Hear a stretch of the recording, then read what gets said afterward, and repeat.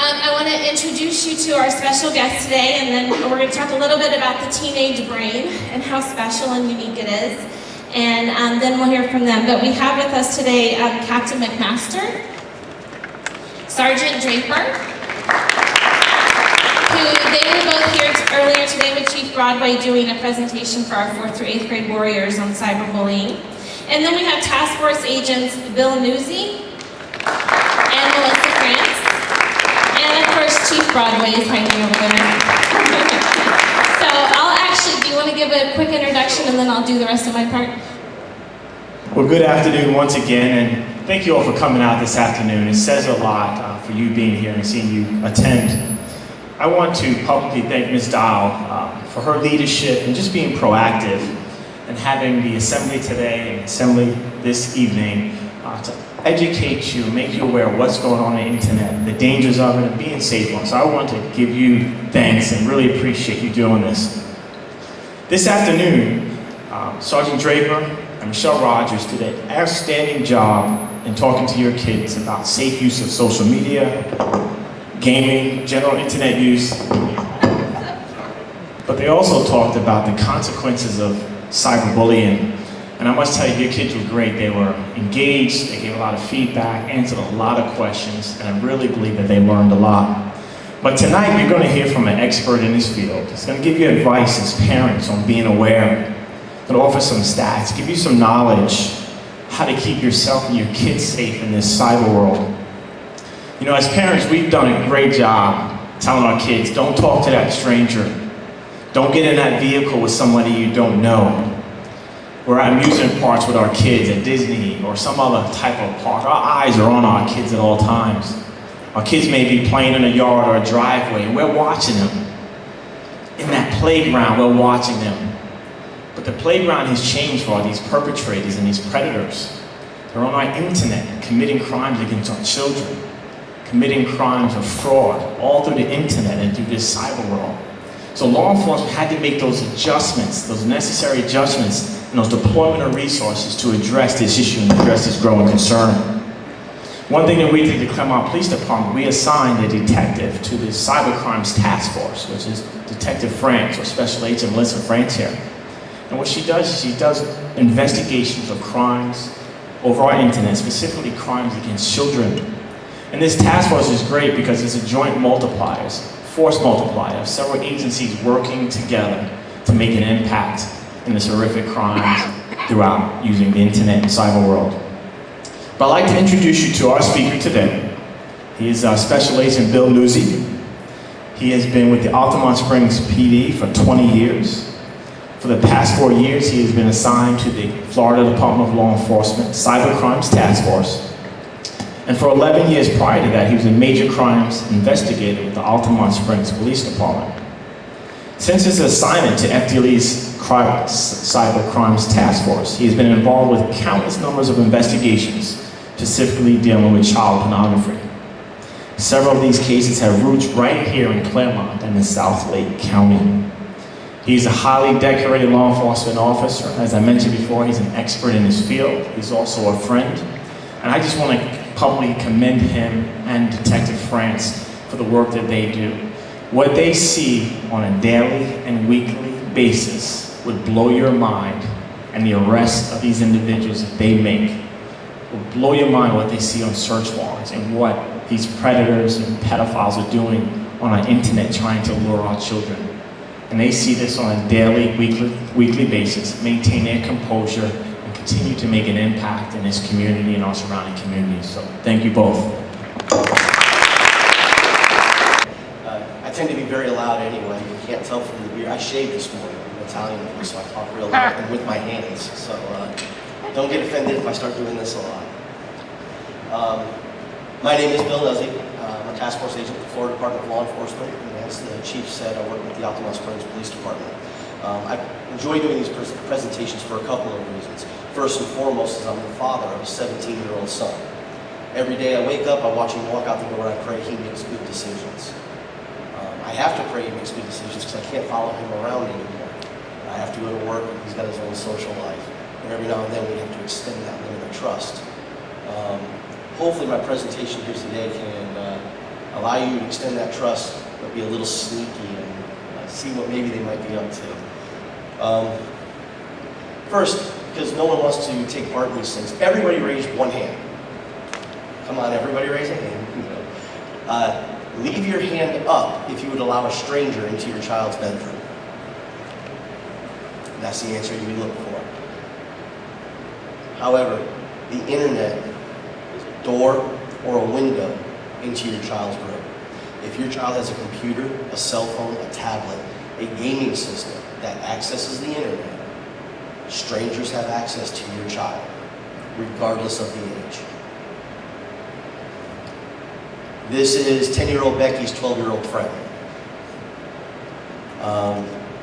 Anybody who's a single parent or has a friend that's single, they've been on dating sites. You've met people whose pictures did not look like the ones they were portraying to be. It's no different in the child's world. We're here because he's out there. Scary statistics. Told you I like to move around a lot. Scary statistics. 15% of all children under the age of 12 years old surf the internet alone, unsupervised. 50% of all children 12 to 15 years of age are not supervised while using the internet. Even scarier, 75% of all 16-year-olds are not being supervised while they're on the internet. They're 16 years old, they can drive a car. They can go to their own soccer practice. They can go to their own football practice, cheerleading camps, go to their friend's house, go on dates in some cases. We trust them. It's not them we shouldn't trust. A survey was conducted about aggressive solicitors. Now, there's two types of solicitors on the internet. There's people who are on the internet on an everyday basis. They live their lives. Their whole world revolves around the internet. And they come across people and they ask for information, they ask for pictures. Sometimes it's a juvenile, sometimes it's an adult. An aggressive solicitor is an individual purposely looking for people under the age of 18 to engage in sexual activity with. 75% of all of these solicitors ask to meet a child in person. 34% called the child on the telephone. 18% came to the child's house. 12% gave them money or gifts. And 9% sent offline mail. 3% sent tickets so the child could travel to wherever the perpetrator was. The majority of solicitation took place in chat rooms or instant messengers. Again, a show of hands. How many people's child here has Kick Messenger? Okay. How many people's child has Snapchat? Not to advance too far into the program, can anybody tell me what Snapchat was developed for? Sending naked pictures of yourself. That's exactly right. It was developed for the purpose of exchanging pornography between adults so the picture could instantaneously delete when you were done with it, with no record being found. It is now the #1 way children communicate with each other. They're not all using it for pornography, but there are people on Snapchat looking for your child. Another thing to remember, even with the forensic devices we have, if your child is victimized via Snapchat, we might not be able to help you. As an overbearing parent, I don't allow my 17-year-old son to have Snapchat. I am the devil in my house. But I know my son's safe. You make up your own decisions. Less than 10% of all solicited children that were solicited actually reported it to law enforcement, hotlines, the internet service provider, or even their parents. No big surprise, teenage girls were the highest at risk, and predators are non-stereotypical. What that means is there is no profile for someone who's online looking for your child. If you're walking down the street and you've got a guy staggering around, maybe vomiting, throwing up, and a bottle in his hand, in our line of work we call that a clue, he might be a little drunk. People who perpetrate or sexually exploit children online, they are doctors, they are lawyers, they are cops, they are firefighters, they are teachers, they are homeless people, they are anybody who has access to the internet.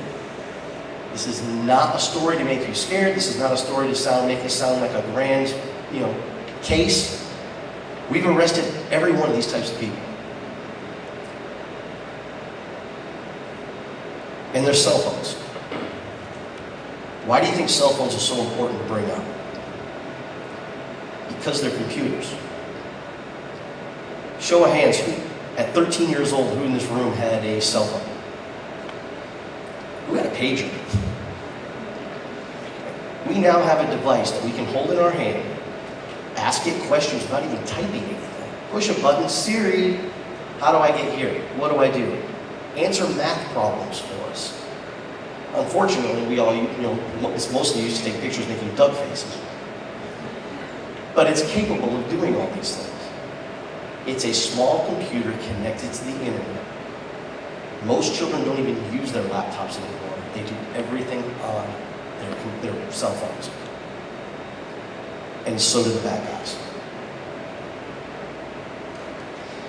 NCMEC statistics. Now, for those of you who know anybody in law enforcement, we tend to be a little on the lazy side, so we love acronyms. Instead of saying National Center for Missing and Exploited Children, we call it NCMEC.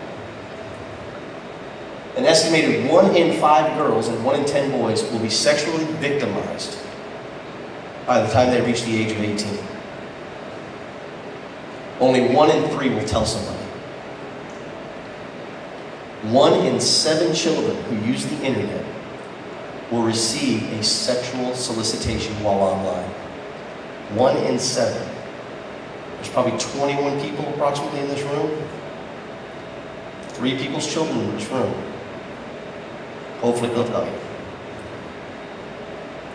1 in 3 will be exposed to unwanted sexual material. They'll receive pornography, a pop-up, a picture sent to them from an unknown person. And here's the scary statistic, and these are all real. 2/3 of sex offenders currently incarcerated committed their offenses against children. As of 2012, there were 747,408 registered sex offenders in the United States. I can promise you that number has gone up since 2012. Even scarier, over 100,000 of these registered sex offenders are non-compliant. That means we don't know where they're at. No clue.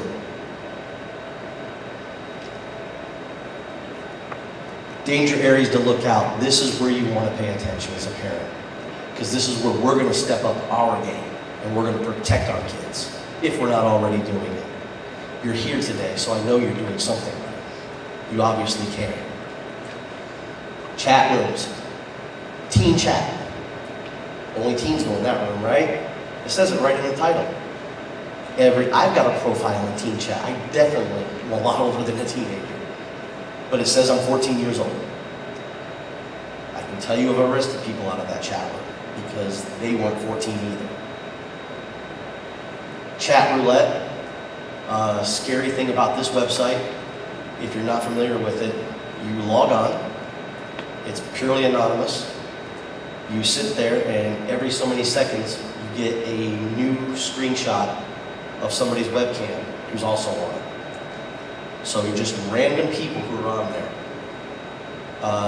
If you go on there, I promise you within 5 minutes you will see a naked man. You can also stop the screen and continue chatting with the person. Most of the times they use things like a picture of a very, probably not popular as much anymore, but say Justin Bieber. I don't know who I said I got a son. And a teenage girl will stop, a young girl will stop. A conversation will continue, and that's how it starts.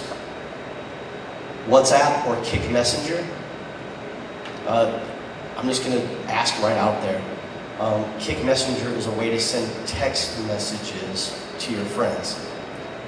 Last I checked, most cellular plans have unlimited text messages and phone calls. So why do I need a texting app on my child's phone, knowing that as soon as I log off, everything's permanently deleted? Do you think a pedophile or a sexual predator doesn't look at this as a nice way to meet kids and stay safe? I'll answer it for you, yes. It is the #1 way to share child pornography now. Because you can give addresses to drop boxes and or online storage media and exchange passwords. You can communicate and remain totally anonymous. And every now and then they find a child who gets grouped into it. And that's like hitting the bingo for a pedophile. Video games. You want to think the video games are safe, right? I mean, my Atari was.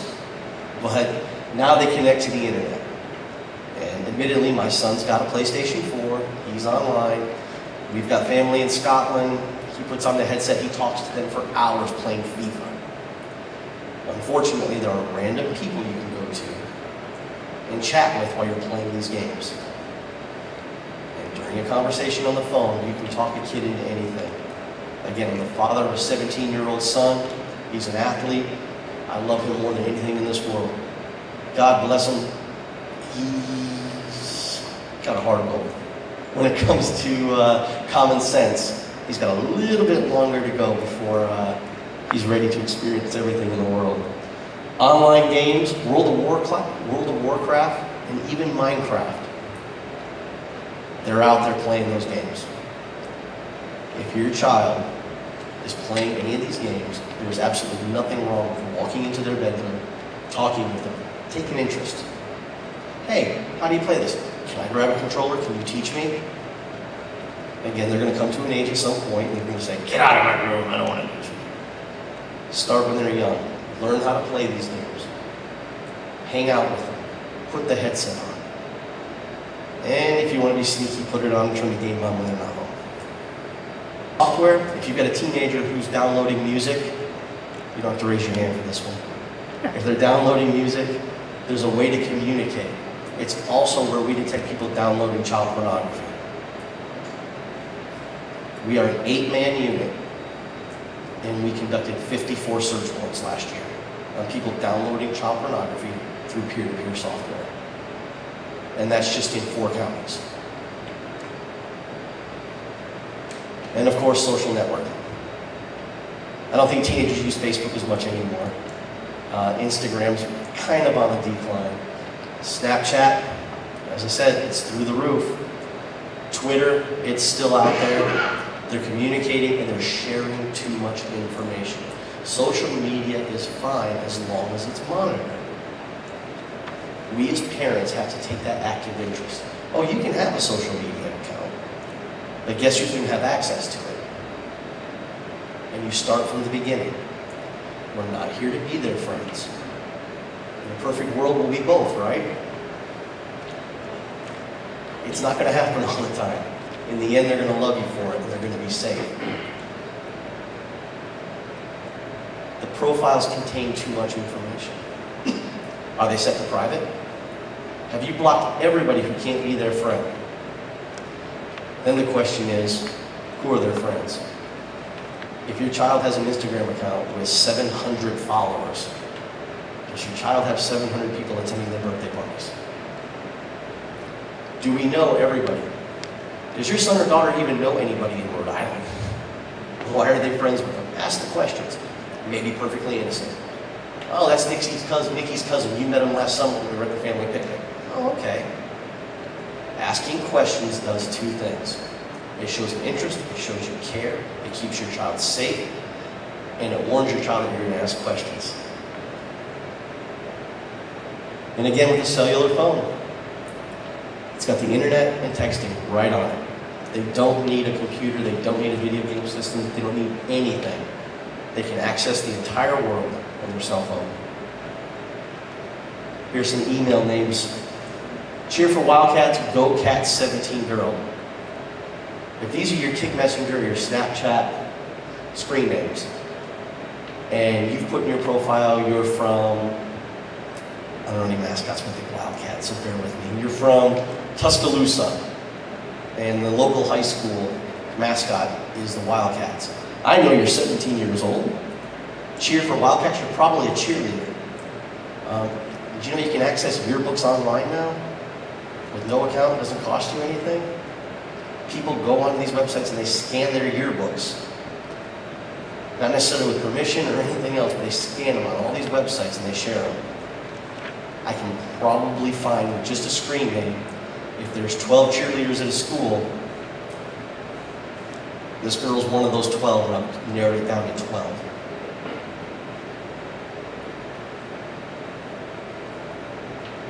Design quotes. Look for these out there. And when I'm saying this, they'll ask you for a quote, and your child will put something in there. Go home, Google. If your child has, say, an Instagram, and your favorite quote, too cool for school. Just picking something random here. Google, Instagram, too cool for school. Let's find out how many accounts your child has. Because kids are sneaky, even the best of them. They want their privacy. So I'm going to give an Instagram account that my mom and dad can see. Now I'm going to have an Instagram account that all my friends can see. Do your checkup. The other Instagram could be completely harmless. Have a mirror of the one you know about. The only difference is you don't know about it. And for them, that's a little win. Cell phones. Harped on it already. I'm going to harp on it a little bit more because that's kind of what I do. 40% of all U.S. teens say their social life would end or be worsened if they didn't have a cell phone. 47% of kids said their social life would end without a cell phone. 4 out of 5 teenagers carry a cell phone. And they say only clothing says more about you than the cell phone you carry. My son's got a better cell phone than I do. This isn't cracked, so I'll give him that credit. According to the National Survey, this is all according, 52% say the cell phone has become a new form of entertainment. So not going outside, not hanging out at the Burger King on a Friday night to find out where the party is. Cell phone is the new way, is a new form of entertainment. 1/3 of teens play games on their phone. 80% say their cell phone provides a sense of security while on the go. So I'm safe, I can go anywhere I want because I've got my cell phone with me. I can tell you as a police officer, not just kids, but adults will pick up their cell phone in a moment of crisis, and they will call their husband, their wife, their best friend, their whatever, mom and dad, before they call 911. Just out of instinct. What do I do? What do I do? Hang up and call 911. That's 2 minutes. It is not a security blanket. Only 18% of teens care to pinpoint the location of their family and friends. In other words, they're not going to share where they're at so that you can find them anywhere you want voluntarily. 36% hate the idea of a cell phone giving out their exact location. I can tell you everywhere my son is right now, unless he leaves his phone at home, which he has a tendency to do. I don't care. It's just the way it is. It's a $5.99 a month add-on. If he's not home at a certain time, I get a text message. It's got a 5-meter ring around my house. I'll pay that $5.99 every day. Teens don't talk, they text. Their phones are critical to social life. 54% of all females say their phones are critical to their social life. 40% of boys. Over 1 billion text messages are sent a day. And most teens can text blindfolded or with their eyes closed. My son can't pass a math test, but he can type 20 words a minute with his 2 thumbs. And the awkward conversation. Sexting. It's out there. I don't care how good your kid is. Your kid doesn't have to be the one committing the act. They can just be part of the problem unwillingly. Sexting is the sending of sexually explicit photos or text through one's mobile phone or potential suitors. As defined in the Florida State statute, a minor commits the offense of sexting if he or she knowingly transmits or possesses a photograph or video of any person which depicts nudity and is harmful to minors. If your son receives a photo of another female, a juvenile female, in any state of nudity, and he doesn't report it within a reasonable time, he's guilty of sexting. If it's being held on his device, if he shares it, it's even worse. The first offense for all juveniles is a civil infraction. It's going to be a fine, it's going to be community service, and it's going to be documented. The second offense is a misdemeanor, and the third offense is a felony. With that felony comes the potential of being registered as a sex offender. Imagine having to take your son to the sheriff's office and register him as a sex offender at 17 years old over something this silly. The even worse part, most of the kids don't know it's even a crime. You're fortunate. Your school and your local police department's here today to teach you, and they were here this afternoon to teach your kids about the dangers of online and what's on the phone. You're very fortunate. Statewide, that doesn't happen.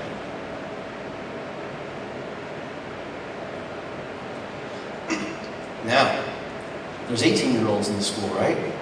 They're now adults. If they've got a picture of a 16-year-old that they can take to prom, that they can go on dates with, if that 16-year-old's in a state of nudity, they're in possession of child pornography. That is a felony, and that is a sex offense. They will have to register.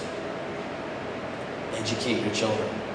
Something that may seem silly, funny, and cute, or even just a joke, can get them in a lot of trouble. Now, we like to think our kids are all too much smart to get involved in any of this, or fall victim of any of this. Unfortunately, that's not always the case. Who here has a son? Your son's online? Would he become friends with any of these girls that might be up here? Oh, yeah. This is Paul Parker, who's a Bay County attorney in Florida. He was pretending to be all three of these girls and talking with boys online. He targeted 14, 15-year-old boys. He would say he wanted to date them. Oh, they're so cute. Don't worry, I have a car. Oh, I like younger boys. I'll drive to you. We can go here. We can go there. Send me a picture. Inevitably, the boys would send pictures. Send me you doing this. Send me this. Eventually, he would talk the boys into sending pictures of themselves naked. He would then come clean and go, no, I'm going to go ahead and tell your parents you're sending these pictures. I'm going to send these pictures to all your friends. I'm going to send them to your school. If you don't do this. And it kept going and going and going and getting worse. This is Mr. Parker today, serving 14 years in the Department of Corrections. And after he's released, he'll serve 14 years on sex offender probation. It doesn't stop there. William Martin, handsome devil, right? William Martin was in chat rooms.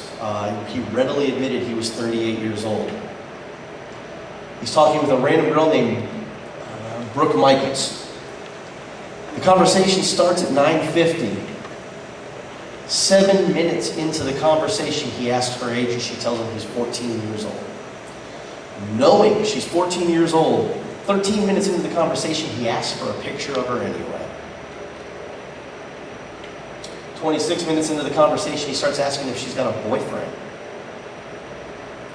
32 minutes into the conversation, he starts the grooming process.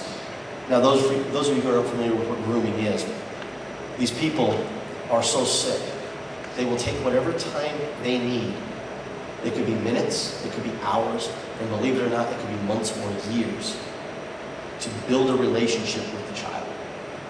This is part of the process for them. They aren't enjoying this entire thing. It's a sense of control.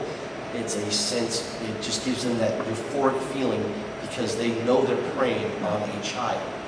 Well, he starts this process with her 32 minutes into the conversation, asking her where her favorite place to eat is. And what's her favorite type of food. He's agreeing with her, he likes the same type of food. He's building a relationship. 45 minutes into the conversation, he starts asking her what she looks for in a man. Remember, she's 14 years old. She shouldn't be looking for anything in a man. But he starts that conversation. Here we are, an hour and 12 minutes into the conversation. Before we say what he's doing an hour and 12 minutes into the conversation, why is a 38-year-old man having a conversation with a 14-year-old for over an hour? You know it's up to no good, period. There's no reason for it. But an hour and 12 minutes, he starts to ask her to describe herself. Body features. Ask her if she has a webcam so we can see her live. Hour and 20 minutes into it, he hits her with a hard question. Do you meet people that you meet online? Hour and a half into it, so you buy a mall or something so we can meet? He's setting up the meeting. What does a 38-year-old man, what purpose do you think he has to meet a 14-year-old girl at a mall? Guarantee he doesn't want to take her shopping. Hour and 44 minutes. Have you ever had a boyfriend before? What kind of friends do you have? What do you like to do for fun? Here we are, 2 hours into it. He's still continuing the conversation. He starts asking her what she would like to do with him. He's being very vague. And then 2 hours and 28 minutes into the conversation, he asked her if she's ever had sexual activity with anyone. In no way, shape, or form is this an appropriate question for anybody to ask a 14-year-old. Then he asked her would she be willing to try. There's William Martin now. He is serving 10 years of confinement in Florida State Prison in Appalachia, followed by 5 years sex offender probation. They're out there everywhere. A little more local. This is Sean Thomas. This was very recent, probably 3 years ago. This person not only collected hundreds, close to thousands of images of child pornography. And when I say child, I'm not talking about a 16-year-old or a 17-year-old. I'm talking 2 or 3 years old, engaged in sexual activity, being raped by adult men. He also would go to local malls, use his cell phone to take pictures of 6 and 7-year-old girls walking with their parents. He would post them on an application called Whisper, where they make these memes. That's all it is memes. And he would put these little girls' pictures on there, and the meme would say, "Look at this hottie," and then describe sexual acts he'd want to do with them. He was a computer genius. He hid his, I'm not a speaking genius, I almost said hiding. He hid his IP address so law enforcement couldn't find him. He slipped up though. He got careless. His fantasies got the better of him. Sean Thomas contacted, his mom was a real estate agent. He knew the combination code to all the lock boxes for that realty. He contacted the name of them, hired models, a talent agency, thank you. He contacted a talent agency, said he went to a local school and was filming a short movie and needed an 8-year-old girl to star in. He described the movie, said he could provide a script to the parents if they needed it. They sent him 3 portfolios. He picked one. The parents drove from Fort Myers all the way to Longwood, Florida, where they met at a house. Fortunately, the dad found it a little suspicious. He showed up an hour early and found the for sale sign in the front yard. They went and got something to eat, and when they came back, the for sale sign was gone. There were still no cars in the driveway, so he sat there and he tried to call the gentleman that he had booked the appointment with. Sean Thomas comes out of the house and tells him to come in. He has his child wait in the car with her grandfather. He goes to the door, tries to entice him to come in. He says, "No, this is a little weird," and they leave. A 6th sense or so. Thomas, realizing he messed up, tries to find somebody on Kick Messenger to help him, his plan was to have the parents bring the child in to film. He would then murder the parents, rape the child, film the rape, and sell the DVD, and ultimately murder the child. And continue this act in different locations. In this situation, the person he tried to solicit for assistance contacted us. And I'm going to tell you, we're going to say at the end of this, it's important for everybody to report anything suspicious online. If this one gentleman had not reported it, we would have never found it. It was that one voice, this one voice that chose to speak out and contact us, is why we caught this man and why there's not a dead child. So we set up an undercover sting where this gentleman who contacted us agrees to do it. So now the plan is we're going to go to a Walmart. We're going to wait for a mom to walk in with a small girl, and when they walk out, we're going to knock the mom down and kidnap the child. The CI, the confidential informant, picks up Sean Thomas in the car. We're listening to the conversation. He goes over the plan, again with the rape and the murder. He's got a bag with him. In the bag is clear plastic to wrap the child in, adult toys, rope, and 2 hunting knives, and a video camera to film it with. When we did the takedown, unfortunately for Sean, he tried to run, and the canine unit got the better of him. This is Sean Thomas now. Sean Thomas is going to be serving time until the year 2883. Now, when he gets out of jail, he's going to serve 15 years probation. How do you make a report? You can contact 1-800-THE-LOST or just cybertipline.com. You can remain anonymous if you want. Share this with your child. cybertipline.com, 1-800-THE-LOST. They can provide information like the other suspect's screen name, a phone number, anything. They can even share the screenshots of what they're receiving so we can see them and work with them. We receive 10 to 20 tips a week just from this, when I say this area, the Central Florida area. The tips come in from Facebook, Snapchat, Tumblr, and we make arrest after arrest after arrest. We can keep your child safe if you just help us. Again, this presentation is not meant to be a lecture. It's not meant to scare you. It's to give you the tools that we know we have to help. Thank you for your time. I hope I didn't ramble too long. If anybody has any questions, I'll be glad to answer them.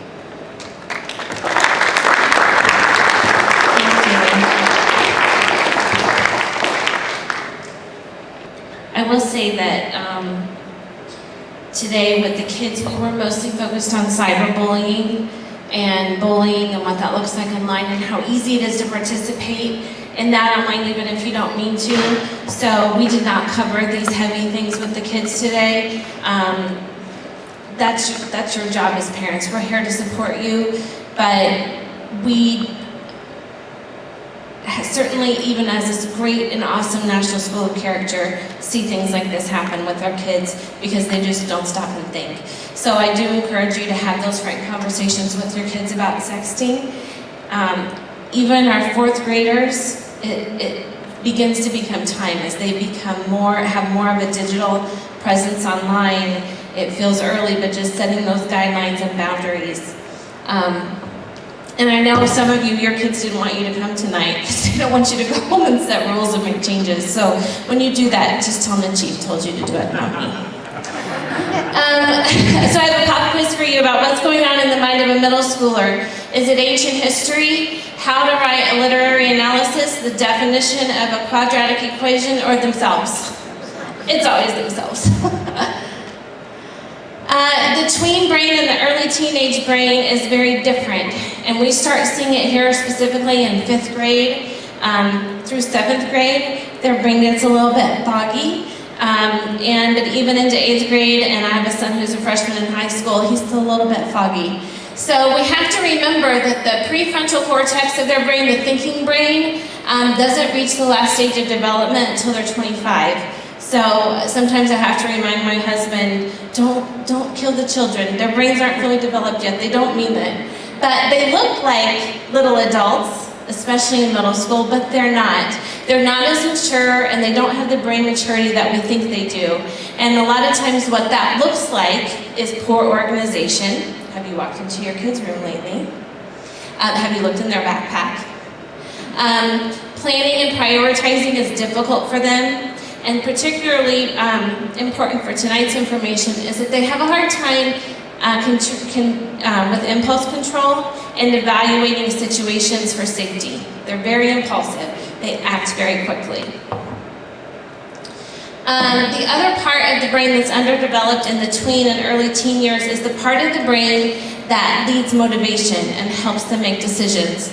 So it can often lead to seeking activities or behaviors that have high levels of excitement or require very little effort. I have 2 sons and a daughter, 15, 14, and 12. The other day my husband asked one of my sons, would you go out and see if the mail is here? Oh, sure. Goes out, comes back in. The mail's here. Okay, did you want me to bring it inside? Yes, son, go get the mail. So hopefully you guys have stories like that too. It's just they need a little bit more help in certain areas. So one thing that we started in my house new, and I will tell you, I am not a parenting expert. We make mistakes in our home, but I have found a need to establish some guardrails in my home in terms of technology. Just from things that have happened, nobody is immune to this. And think about the purpose of guardrails on a bridge or on a road. They're to help keep you on the safe side. Once you cross that guardrail, you're in trouble, right? And so we have set up some things in our house as part of a family technology plan to help keep my kids, hopefully, within the boundaries of what is safe online. As parents, we plan for retirement, we plan what house we're gonna buy, we plan for our kids' college tuition, and now as parents, our new challenge is to plan for their digital footprint that they will leave online. This is not a problem that our parents had. It is new parenting that we have to do, and I think that's why we struggle with it so hard. I think that some of us are a little bit late to the game, so kids have had some freedoms and have enjoyed some freedoms that maybe we now have to pull back on a little bit now that we know more. As one of my mentors used to tell me, when you know better, you have to now go and do better, and that's the hard part of parenting. That's the challenge we have. So planning for active engagement with technology, and the key here I think is your active engagement in your children's technology and digital footprint is important. So this is a picture of actually a whiteboard in my house with our family technology plan. I was going to hire one of those people to make the fancy chalkboard things so it would look pretty, but right now it's just written on a whiteboard. So we kind of started off with things that we believe. We believe in our house that technology is a privilege. It is not a right to have a cell phone or internet or a computer or no technology in your bedroom. It's a privilege for you to have that. We are striving to show that we value people more than technology. So when we're at the dinner table, when I'm talking to you, when they're talking to me and mom's working on her phone after work hours and they want to tell me about their day, we can challenge each other with that. And just a general statement that anything you do, games, apps, any technology you're using has to be parent approved. So those are just the statements that we've said. These are the things that we believe. I'm not smart. I Googled this and just pulled things from different plans that I found online and put together something that works for my family. And then what are the guardrails? And I explained to my kids what guardrails mean, and these help keep us safe, and we all have different guardrails in our lives, and we have them at school. We talk to the kids about boundaries, and I try to give a little bit of leeway, and I try to make it positive because I don't want to push the kids to be rebellious. Like, these are the things that you can do. So for us, we said you may use the internet in common areas. They don't have computers in their room. We have one in our kitchen. We have one in my bedroom that they can use whenever we're back there if they need to. We have a laptop they can use in the family room. So yes, you can use the internet in common areas where I am. You can Skype and FaceTime with your friends in common areas. You don't need to be in your bedroom FaceTiming with your friends, and it's, how many kids FaceTime at a time? I think they can do like, lots of them, or Skype or something, I don't know, but lots of kids, that's a dangerous situation because that group mob mentality can happen very quickly and things can go south. So just do it right in front of me. You can watch prior approved Netflix shows any place in the house. So I did try to give them a little bit of leeway there. If they have a phone or an iPad that they want to watch something on, and it's a show that we've agreed upon, yes, you can watch this show, then I do let them watch that in other places. So they have a little bit of independence with that, I guess. Chores and homework before technology, that's not a fun one that they enjoy. And then we started running into, well, what time should it be put away?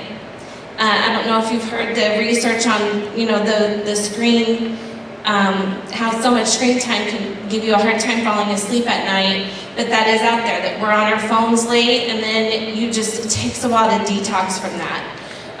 So they're older, so they have to have it turned off by 10 o'clock on school nights and by midnight on the weekend. But my kids are older, so I know some of you have smaller kids, and that's probably too late. And then I talked to them a little bit about this just blank notebook, which we use with our kids, and it's so powerful. But talking about their digital footprint and who they are online and cyber citizenship is very abstract to them, right? It's not like something we can point to and say, do that, not this, because different situations arise all the time, and we don't know what they're going to be faced with. We just can't always control what's coming at them. And I heard you talking a little bit about pornography and things that pop up, particularly for our boys. They can't unsee that. When they stumble across something, when they stumble across some pornographic image online, with the development of a boy's brain, they can't unsee that, and they want more. No, the best kids in the world, once they are introduced to it, the brain starts to become rewired to want more. So protecting them from that is really our primary job. Back to notebook. So pretend this notebook is a diary.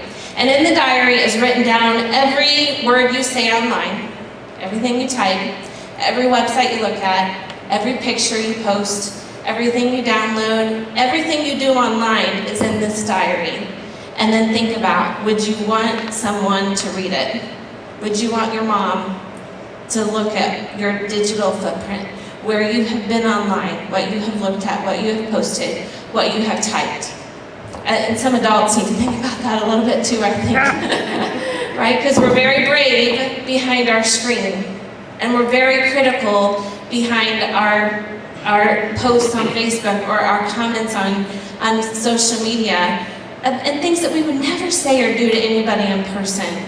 So that's kind of a good, maybe, image for our kids to keep in mind, is that we can pull that up if we needed to. That's one of the things the police talked about today, are the cookies online that capture all that data, and then whenever they need to go and research it, it is there. Nothing online really goes away. It's all there to research. So maybe that's a good image for you to use with your kids at home. I keep that picture there, just my kids hate it. But that's just something that we can refer back to say, you know, if what you're doing online representing who you are and your moral character in person. I left you with some printouts on creating a digital plan for your family, or technology plan for your family. I didn't go through all the steps that I'm giving you, but if you need a little bit more guidance, they're there. Like I said, I started thinking about it, I started researching it, I found several different ones, and I pulled together different pieces to put together for my house. And it honestly was not the type of thing like in our classrooms when we create rules, we're like, what do you think a good rule would be? Well, our kids are not going to come up with these, right? No, they don't think there should be rules of boundaries around this right now, but that's okay, because like you said, our job isn't to be their friend, it's to protect them from dangers that they don't know are there. So we have to establish the guardrails. So you should really create this plan as parents, and then share it with the kids. Think about how you want to roll it out. I try to keep it positive, like you can FaceTime with your friends. but you have to be in a common area when you're doing that. So that's kind of how we rolled it out at my house anyway. Just want to thank you again for being here this evening. As Agent Newsy said, it shows a lot about you do care and concerned of what's going on through internet and social media and things of that nature. Again, your kids were great today. As Ms. Dahl said, we talked more about cyberbullying. We wanted to talk to you about more about what's going on and how to keep your kids safe. If there's time, if you can have some questions for Agent Bill Newsy. And I want to also commend Newsy again for his presentation. I thought it was outstanding and very educational, made us more aware of what's going on. But if you have any questions, we're here to take some of your questions at this time. Yes, ma'am. What is a good software for your children to catch things that, like pop-ups and, there it is. Good software. Good software that will prevent pop-up pictures or pornography sites, because a lot of times I have tried different software and then my daughter can't even do her homework because it's blocking everything. Recommendations? I can't give you an actual recommendation of what type of software. I will tell you pop-ups are based on internet history. There's malware out there that reads cookies and your internet history. My son's not here, so I'll share a story to give you an example. 10 years old, freaking out, he comes running to me, and he goes, "Dad, I accidentally Googled boobs." I said, "What were you trying to Google?" And your kids will be curious. And that was at 10 years old, knowing that I'm probably the most like I said, the most overbearing dad that there is, a little overprotective. So there's several programs out there that prevent pop-ups, that prevent malware and spyware, but it's all based on your internet history for the most part. So if you do start seeing pop-ups of pornography or ads for anything adult or date related, you may want to start having that talk now, because it may have already happened.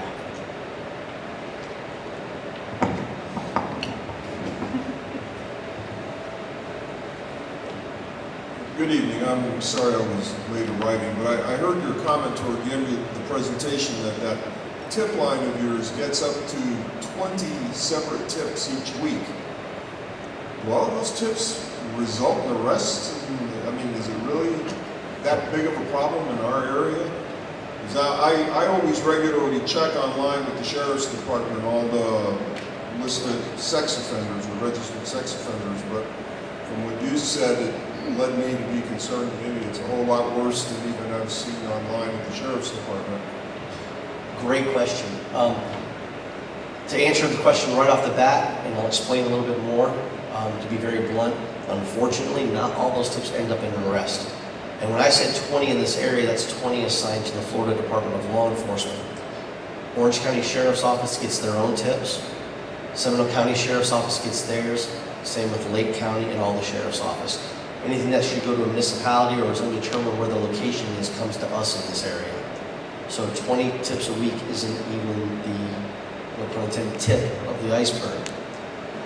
Some of these tips, if you get 20 in, 8 of them might be related to the same suspect. And then you've got things like Kick Messenger, Snapchat, people who hide their IP addresses, people who use VPNs, they use an IP address that comes back to Australia, or it's coming here to Florida, and they're actually in Canada.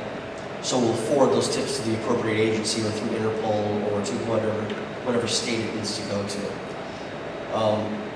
But to answer the second part of the question, or the phrase you said, as that it's worse than you think, I can promise you, sir, it's worse than you think.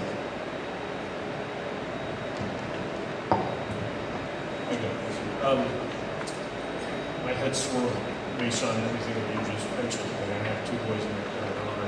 They're at that age where they're constantly asking for phones. We have laptops. We have everything there, tablets, that kind of thing. And now that you've mentioned all these different avenues that they can come in, I feel like I've got a Band-Aid on a dam that is about to explode. Is there an organization or is there some way that you can go to that will help you Fail-safe your home. I'm not talking just a program. This is bigger than just a program on your computer. It's everything. No. The truly sad part about this is everything you do to protect your child, these sick individuals will find a way around it. You've taken the step you need to protect your children already. You're here. Good parents want to learn more to keep their kids safe. It's safe to say everybody in this room is a good parent, or you wouldn't be here. There's just, the more you can do, the more band-aids you can put on the wound is the better way to put it. I recommend getting the password. See if they've got an iPhone, get the password for their App Store account, iTunes account. Only you have it, don't give it to them. They have to come to you to download an application.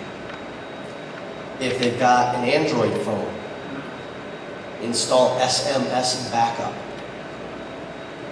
What that does is every text message that they send goes to an email account, and you can read everything as it happens. Tell them you're doing it. It's kind of like putting a lock on your front door. If a burglar wants to get in, he's going to get in. A lock simply keeps an honest man honest. If the door's locked, it's not worth the trouble. Bad guys are going to get in. It's just our job to keep persistently looking for them as well. And with your help, we'll put them in jail.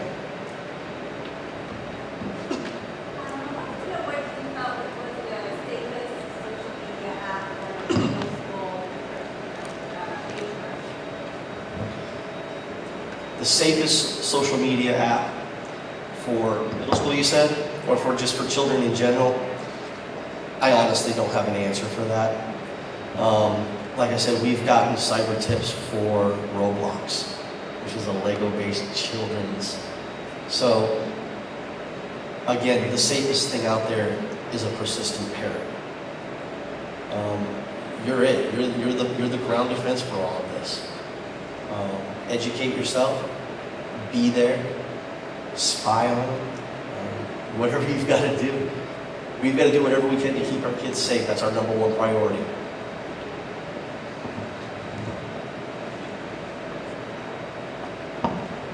you have a recommendation for how to talk to our kids about some of these topics, in the sense that we have a 12-year-old daughter?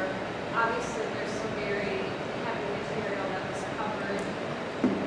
We would like her to be aware of the dangers, but not necessarily the graphic nature of all of it at 12.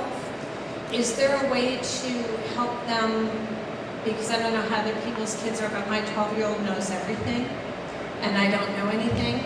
So is there a way that you can recommend, like, talking to them or approaching some of these subjects without giving too much detail? Yes, ma'am.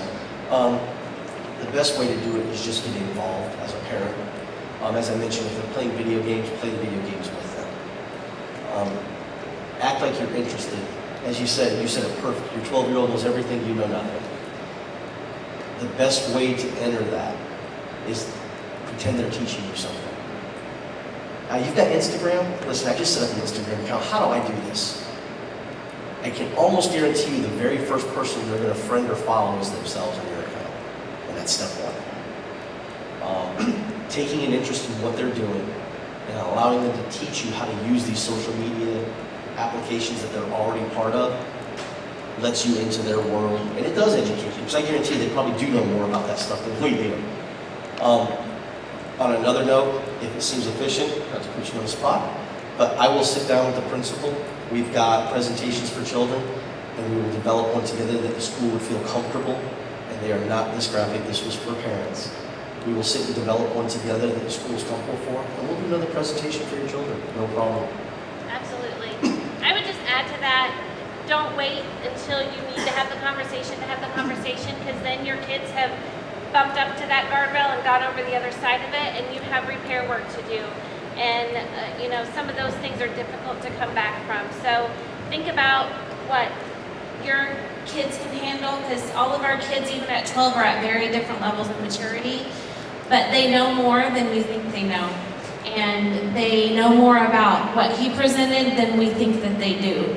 And they understand more than we think. So just plan a time to have a conversation, because if you wait until you need to, then they've already hit or gone over the guardrail. Any other questions? Yes, sir.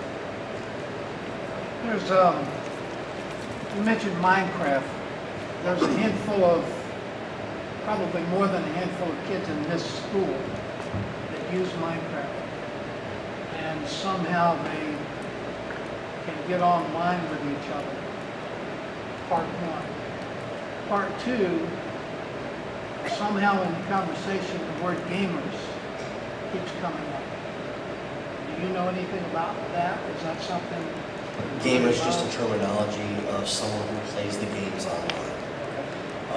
It's harmless. It's equivalent to a skater, someone who skateboards, a surfer, obvious stuff. Gamers is a harmless term used amongst kids. In fact, even some adults. But you're right. Minecraft is out there, and like you said, they can communicate with each other through it. And somewhere in the Minecraft world is someone who is 45 years old pretending to be a 12-year-old. So that's what you watch for. It's my understanding that some apps like Snapchat, Periscope, and Instagram have some kind of feature. Maybe it's not all three, maybe it's only one. Have a feature that sends a message and then reads the message. Yes. So how can I, as a parent, track that on my son's smartphone? My older son. We don't want to look at any social apps. That's his name. I did cover that a little bit. You're absolutely right. When you delete forever, you can't track it. So how do I control it then when he's out of the house? You don't. You talk to your son. You deny him the right to have it if that's what you feel fit. You check him constantly. Surprise checks are great because fortunately kids aren't the smartest things in the world no matter what they think they are. And they're going to fail to delete stuff or they're going to fail to answer applications or messages. My 17-year-old son does not have Snapchat. Instagram recently adopted, because Snapchat is the #1 way for teenagers to communicate these days, other social media applications are using the technology Snapchat has so they can keep up. So it's, again, like everybody else in here, you're a step ahead of the game because you already know these applications are allowing them to do it. So if they want to, they can pretty much keep a lot of their activity sort of shielded from parents as they get older. I mean, at 12, he's not that slick yet. He's 15 or 16, he's still getting up the story. Yes, simple answer. Yes, if your child wants to keep you out of that world, they are very capable of it. The best way to do it, like I said, is if they've got an iPhone, you only have the password to their iTunes account. If they have an Android, you only have the password to the game store. You control what applications they download. You have the passwords to their Snapchat. You have the passwords to their Instagram. If they don't want to give them to you, you're not allowed to have them. Again, these are all rules that individual parents make and they feel comfortable with their child. You've just got to be alert to the possibilities that are out there. We don't know any software or these packets, something like that. None. I would do this, Mr. Sweeney. There's a way specifically for Instagram that you can have more than one account on your phone. So like when I use Facebook, I can toggle back and forth on my phone between the school account and my personal account. Well, for Instagram, I have one of my son's accounts on my phone. So I can go from my Instagram account to his. I can see everything he's posted. I can see any instant messages. He doesn't have to know I'm looking at it, but he knows that it's there. And I haven't allowed him to have it on his phone. So if he wants to use it, he has to borrow my phone. But then it's all right there. But I can also see who he follows. What are they posting? Oh, we're going to unfollow this person, so I can see their stories and everything. So I just have access to it, and I look at his just as often as I look at mine.